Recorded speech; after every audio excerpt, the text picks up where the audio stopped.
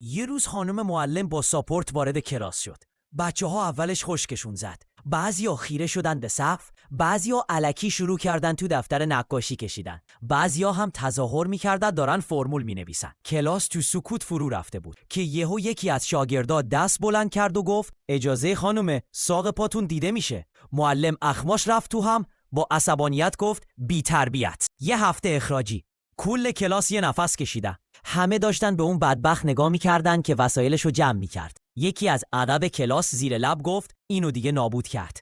هنوز چند دقیقه نگذشته بود که یه شاگرد دیگه خیلی خونسر دستشو بلند کرد و گفت خانم، روناتونم معلومه. معلم با صدای بلند داد زد خیلی بی‌حیا، یه ماه اخراجی.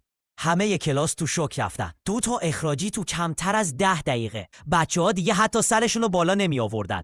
یکی آهسته گفت بابا امروز کلاسو تعطیل میکنه با این وضع. معلم نفس عمیق کشید و برگشت سمت تخته. میخواست درسو شروع کنه، اما یهو چشمش افتاد به یه شاگرد دیگه که داشت دفتر و کتاباشو یکی یکی میذاشت تو کیف. کوله رو انداخت رو دوش و آروم راه افتاد سمت در. معلم با تعجب گفت هی، تو کجا داری میری؟ شاگرد وایساد، نگاهی به معلم کرد و گفت اجازه خانومه، ما جایی رو دیدیم که باید ترک تحصیل کنیم.